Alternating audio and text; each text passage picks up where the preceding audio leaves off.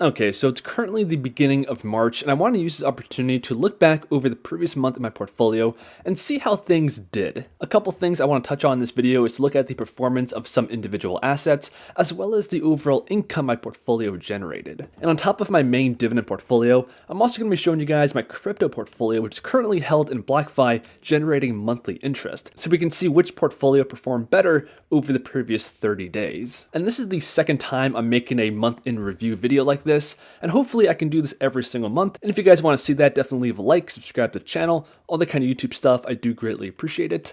But let's get started. Okay, so the previous month was a pretty rough one for the market. The S&P 500 was down 3.36% over the past 30 days. And the growth-focused QQQ didn't fare any better, down about 5%. And if we add Bitcoin into the equation, it's down 4.79% with a lot more volatility along the way. And finally, the VIX is up almost 40%, and this just indicates a lot of uncertainty in the market building up over the past month. And when it comes to my portfolio, during that same time, it's down 4.74%, and that is being spearheaded by my growth section, which is down over 8%. My income assets are down only 1.24%, and my combination of the S&P 500 and xyld is down 2.17%. I'm going to take a deep dive into the income of my portfolio in a second, but if we first take a deeper dive into the performance of my income assets, we can see a pretty big split between Divo and Jepi over the past 1 month. Here, Divo is down almost 2%, and Jepi fared a lot better, down only 0.5%. And this does make a lot of sense because Jepi does advertise itself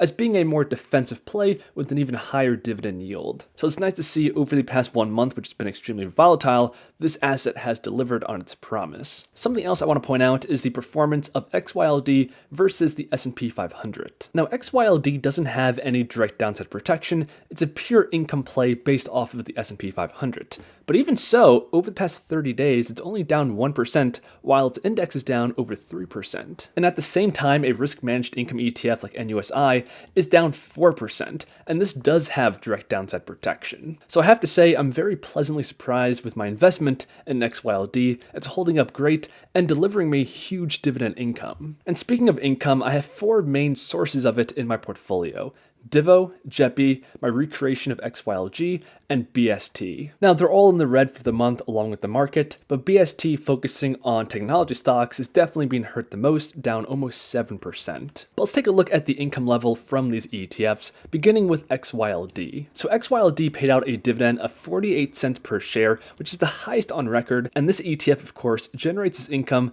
by selling covered calls on the S&P 500. So the more volatile the market is, like it has been over the past month, the more income this ETF is going to produce. And xyld just paid me a monthly dividend of $24.22, and keep in mind, that's with only $2,700 invested in this ETF. The next income source I want to look at is Divo. Now, when it comes to Divo, a large portion of the dividend payment is actual dividends from companies, but a portion of it is from covered calls, and they paid out a monthly dividend of 14 cents per share. And if I come to my portfolio and filter by Divo, they just paid me out a monthly dividend of $24.13. I have just over $6,000 invested in this ETF, and they currently have a yield of 4.85%. Okay, next up we have the heavy hitter, which is Jepi. They pay me the biggest dividend, and currently they have a yield over 9%, and they just paid out a record dividend of 46 cents per share. And for my investment into this asset, that equals a monthly payout of $46.13. So gotta say, I'm a pretty big fan of Jepi right now because it's doing very well in terms of performance,